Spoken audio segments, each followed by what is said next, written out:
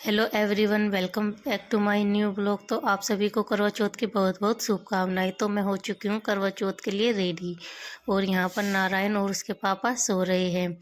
तो बस तैयार होने के बाद मैं चली जाती हूँ पूजा में। तो यहाँ पर मेरी ताई जी, चाची जी, जेठानियाँ बैठी है। अभी मैं ही परिवार में सबसे छोटी हूँ, सब मुझसे बड़े बड़े हैं।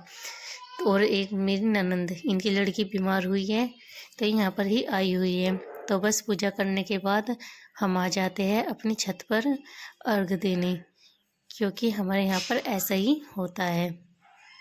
तो बस यह संडे था, इसलिए तुलसी माता जी को जल नहीं दिया और पौधों में हमने जल अर्पण कर दिया। उसके बाद बस हो गई रात और मैंने बना लिया अपना खाना। तो मैंने खाने में बनाई है छोले की सब्जी, पूरियाँ, रायता और चावल। मीठे में मैंने कुछ नहीं बनाया, क्योंकि केवल घी बूरा ही यूज़ करेंगे। चांदन करने में थोड़ा टाइम था तो हम बैठ गए। मैं ओढ़ लिए अपनी शादी की चुनरी, जिसको मैं अगर उतार रही थी तो बार बार नारायण कह रहा नहीं इसको सिर पर ही रखो। अगर मैं इसको उतार के एक तरफ रख देती तो मुझे ला के देता। फिर मैं इससे पूछ रही मैं कैसी लग रही हूँ, तो अपने हाथों से करके दिखा रखा सुंदर। और यह है मेरा करवा चौथ का पूरा लुक। ये मेरी पिंक कलर की साड़ी, यहाँ भी मैंने अपनी चुन्नी उतार दी तो मुझे ला के दिए। मेरे को फ़ोटो नहीं खिंचाने दे रहा, बस बार बार चुन्नी ओढ़ने के लिए ही कह रहा। फिर निकल गया चांद और हम करने लग गए करवा चौथ माता की पूजा। तो बस हमारे यहाँ इस तरीके से ही होती है पूजा। ये करवा में ननंद यानी कि लड़कियाँ ही भरती है, और ये तस्वीर भी लड़कियाँ ही लगाती है। तो मेरी सास बता रही थी कि मुझे कैसे कैसे करना है, तो मैं वैसे वैसे ही कर रही थी। हर साल करते हैं पर भूल जाते हैं। मेरी ये तीसरी करवा चौथ है, और बस मैं कर रही हूँ अपनी ये पूजा मेरी सास के कहे अनुसार। तो मेरी सास जी सूट कह रहे थे तो हम उनको दे रहे हैं सूट, क्योंकि मेरी सास जी ज़्यादा सूट ही पहनती है। तो बस पूजा करने के बाद ये परोसा मैं अपनी सासू जी को दे देती हूँ और उनके आशीर्वाद ले लेती हूँ। नारायण और उसके पापा भी छूते हैं उनके पैर और करते हैं अपनी मम्मी का लाड़।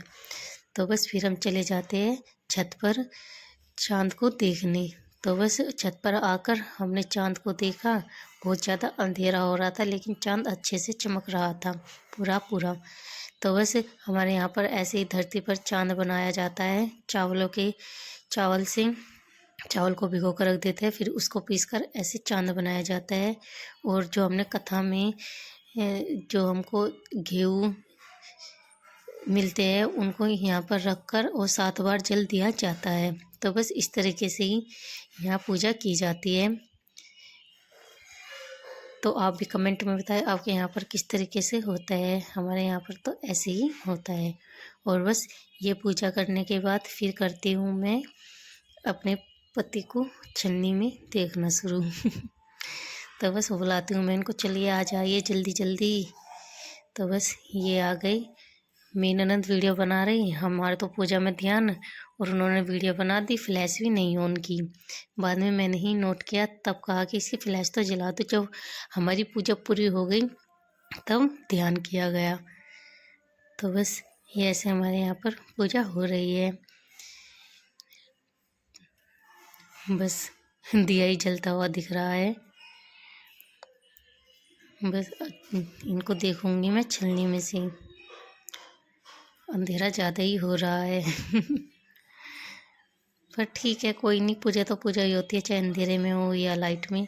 और बस जहाँ मुझे पानी पिलाने का नंबर आएगा वहाँ लाइट भी जलाई गई।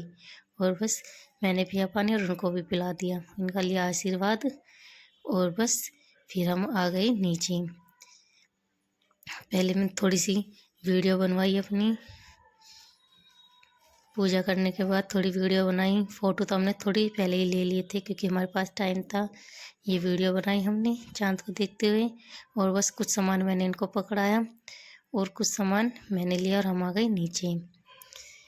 बहुत ही ज़्यादा पटाखे पटक रहे थे। और बस फिर मेरी सासू जी ने खाना खा के जा रही है हॉस्पिटल में, जो मेरी ननद आई हुई है उनके पास, क्योंकि उनका भी फास्ट था। तो ये लेकिन अपना खाना वहाँ पर ही खाएगी, क्योंकि उनकी छोटी सी लड़की है। तो बस मैंने भी अपना खाना लगा लिया है।